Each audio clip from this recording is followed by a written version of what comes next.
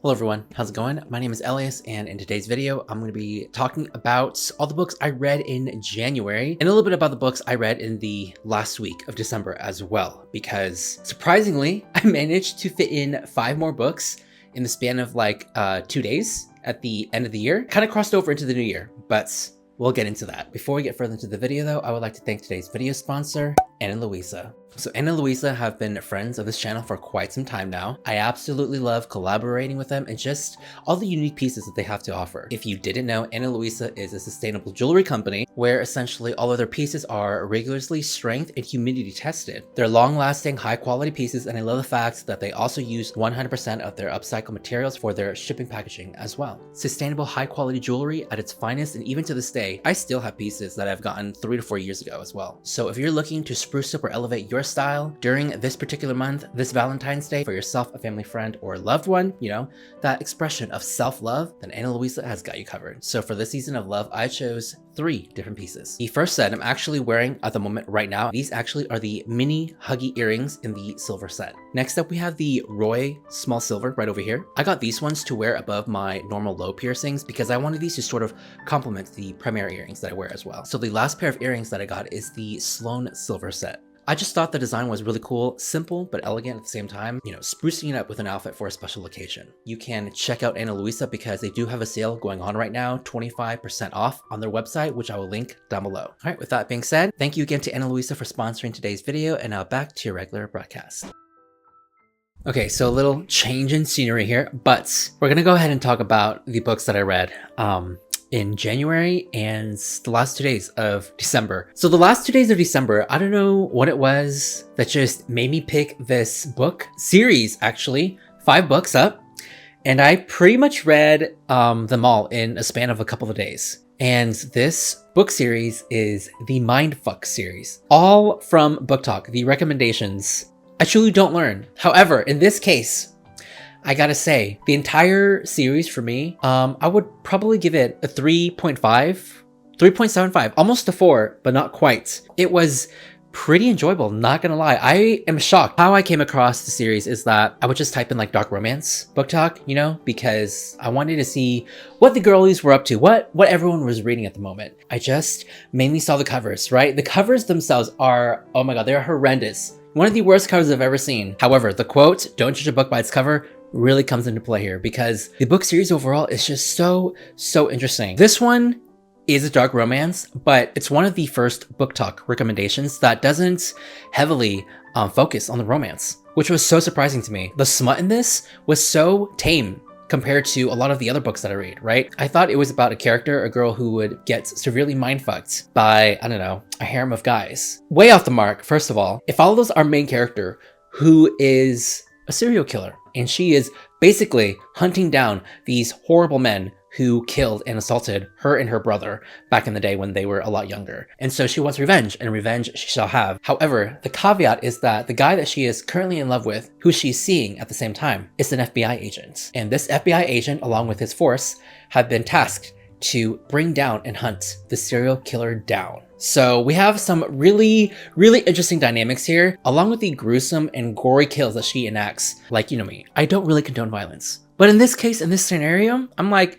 rooting for her 1000%. It's a 5-book series, but honestly, each book is comprised of like, I want to say less than 150 pages or something like that. It's very short, but altogether, I think it's around like 500 or so pages. But I flew through it. I flew through it so quickly. I mean, you kind of get what you expect out of this series in general. It was self-published, I believe, and it kind of shows. However, that's not, you know, not me taking away from the entire story of the characters or the writing, but it is what it is. And I was mostly surprised at the fact that I really liked this Book Talk recommendation, you know? 5 books, to say the least. So it was funny at times, and obviously you gotta suspend your disbelief at some of the things that are happening in this series, like this female serial killer putting herself in these dangerous scenarios that I think would be very hard to get out of, especially with an FBI agent, you know, on your tails. There were some things incorporated into the book. I think for me, it took itself very seriously, and that was like the funniest thing about it for me. Like throughout this book, our main character would sprinkle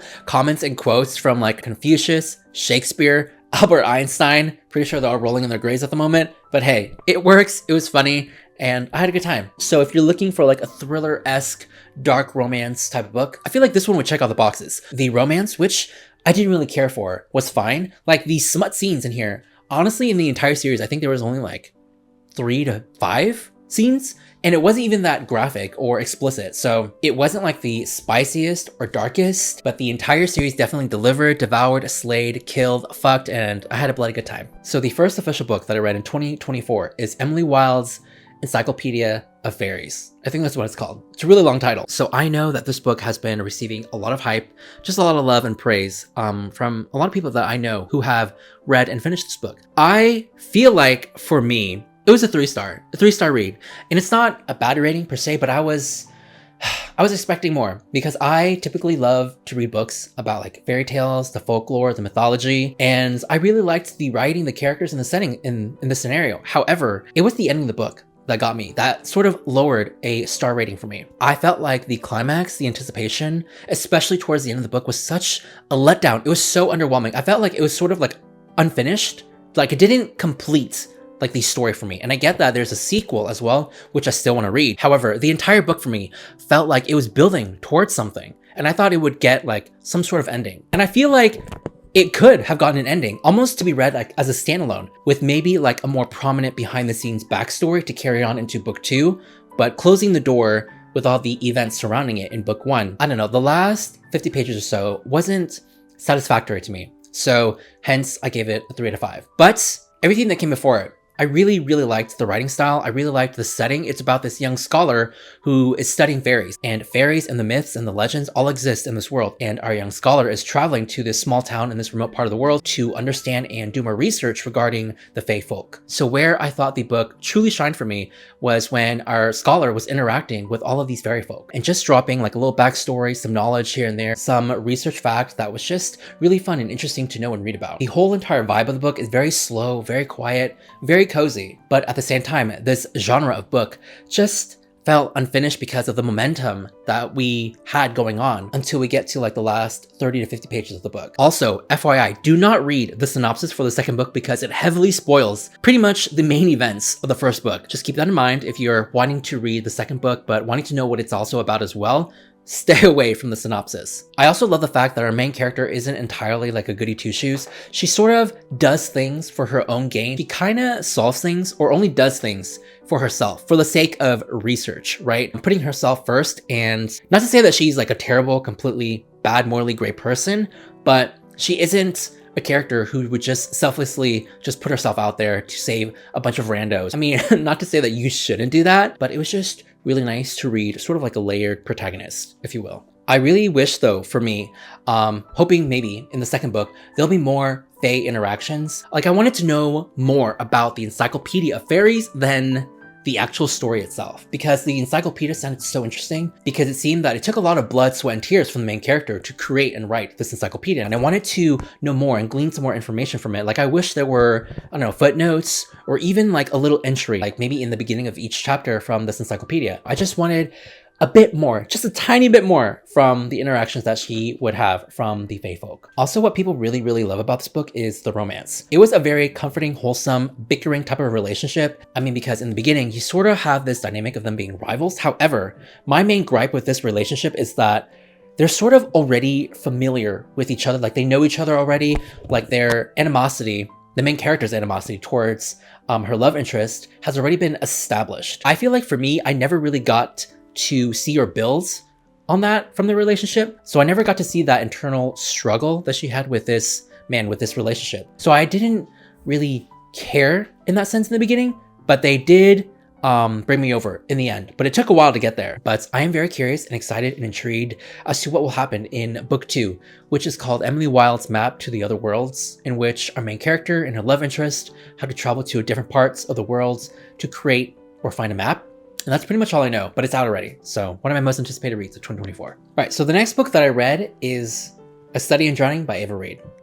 This one was okay. I gave this one 2 out of 5. There was just so many things I didn't really like about it that, I don't know, a lot of people really seem to love about this one. This one primarily follows a young girl who is in college studying architecture. However, what she really wants to be is studying literature. So anyways, our main character has this chance to enter in this contest where, of course, spoiler, she wins it. But she wins this contest to travel to this renowned estate of an author that she really admires. She loves the work, she loves the book, and she knows the entire book by heart, which is a book about a fairy king and his forbidden lover. But she goes to this estate to basically redesign their interior. And so there, she also meets another researcher, another rival.